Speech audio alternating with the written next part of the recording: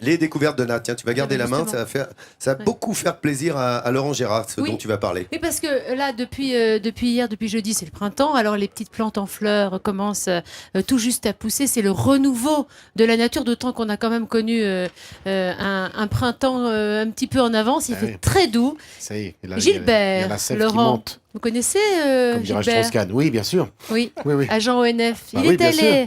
Il Bien est sûr, allé cueillir pour nous ce qu'on peut trouver aujourd'hui dans la nature environnant du côté de chez vous, autour de Lens-le-Bourg. Alors, c'est vrai que ce sont des plantes vraiment, ce sont les prémices de la pousse.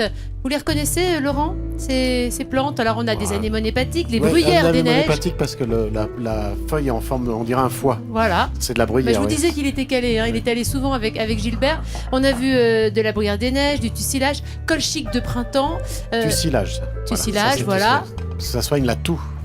Mais oui, parce qu'en fait, ce que fait Gilbert, c'est que toutes ces plantes, normalement, il les prépare et ensuite il les utilise en phytothérapie. Alors c'est vrai que ces plantes qu'on a vues là dans ce sujet, c'est vraiment le début et elles sont trop jeunes encore pour être transformées. Qu'est-ce que c'est ça? Crocus, non? Un crocus? Je ne sais pas, ça a l'air d'une colchique ou peut-être perce-neige. au perce-neige. Crocus. En tout cas, comme on n'avait pas de quoi les transformer, Gilbert nous a rapporté quelques-uns de ses trésors. Ah oui. Et ces trésors, ils sont devant vous. Oui. Laurent Gérard, alors, spécialiste, donc c'est un petit blind test. Vous allez essayer, vous ouvrez un dépôt. Ouvre et tu nous dis ce que c'est, parce que tu connais bien. Vous pouvez toucher, mettre les doigts dedans, peut-être le goûter éventuellement. ça c'est du carvi, ça. C'est du carvi, vous êtes sûr? Cumin des Alpes. Ouais. Exactement, c'est du cumin des Cumin des Alpes. prés. Bravo. Cumin des prés séchés, bravo. Vous savez, le carvi, c'est ce qu'on retrouve dans le Munster notamment et dans certains goudas. C'est cette graine cousine du cumin, et cumin sauvage des prés. Et en phytothérapie, qu'est-ce que ça traite? Le master. Le master. Tout ce qui est ballonnement, flatulence, etc., les spasmes. Voilà. Vous en avez déjà cueilli avec Gilbert? Oui. De quel côté? Au-dessus, là. Au-dessus là. Il ne dira pas où c'est. Ça, c'est tous les gars qui, vous savez, Il ne donnera pas, c'est pas. À la limite du parc. Pour le deuxième, ça pousse bravo. à 1000 et quelques, 1002, 1003. Oh bah tiens, alors ça pousse haut aussi. C'est quoi ça? Hein? C'est du génépi, non? C'est du génépi. Ah oui. Du génépi séché, c'est une plante protégée. Bravo les amis. Voilà. Dis donc. Quand je vous disais que Laurent Gérard se promenait dans la montagne avec Gilbert, il est calé, ça stimule l'appétit, c'est très bon aussi pour les digestions difficiles. Oui. Et le dernier, c'est la gelée, là, c'est quoi? La gelée. Ouais. Allez goûter.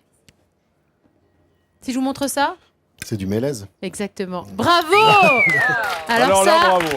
Hein. C'est balèze. Je t'avais dit, c'est super fort. de la gelée de mélèze, Tu me laisses pantois. c'est bien, ça n'est Allez, pas un Le escroc. mélèze coupe la soif, c'est vrai. J'en discutais avec Nicolas Vanier, qui se faisait souvent quand il était comme ça dans des lieux, notamment en Sibérie, etc., quand il y a des mélèzes, parce que c'est plein de vitamines, c'est plein de vitamine C. Et il me racontait que souvent les colons étaient morts sous des sapins, alors que s'ils avaient de la vitamine C juste au-dessus, ils sont Et ils souvent le morts savaient du pas. scorbut. Ouais. En tout cas, bravo. Il y a un botaniste avec qui tu le fais, ça, émérite. Tu fais de la cueillette avec ton ami Marc Vera. Avec Marc Vera, bah oui. Regardez, Vera, Grand là on a copain. les images. Raconte un peu comment ça se passe. Bref, on va comme ça dans la nature, et puis après on cuisine les plantes. Là, je crois qu'on avait trouvé du calaman, ça fait comme une épice. Il m'a appris beaucoup, Marc, hein, sur la grande berce notamment, que j'aime beaucoup, épice du Moyen-Orient. Ouais, qui a un goût de mandarine, de noix de coco. Oui. Là, je me casse la gueule. Et donc voilà. C'est là-dedans qu'il y a du calaman, je crois. Et puis, et c'est vrai qu'il arrive à trouver. Bah tiens, il a fait avec du carvi, il a fait des choses formidables. Des graines de carvi, Et en fait, il y a beaucoup de choses. Hein. Comme il y a 1000 espèces de fleurs en Haute-Maurienne, notamment au col du Mont-Sny, qui est vraiment, il y a un microclimat, il y a un climat un petit peu spécial. Et puis c'est un parc protégé, donc. Et puis c'est protégé, la Vanoise, c'est protégé. Ouais.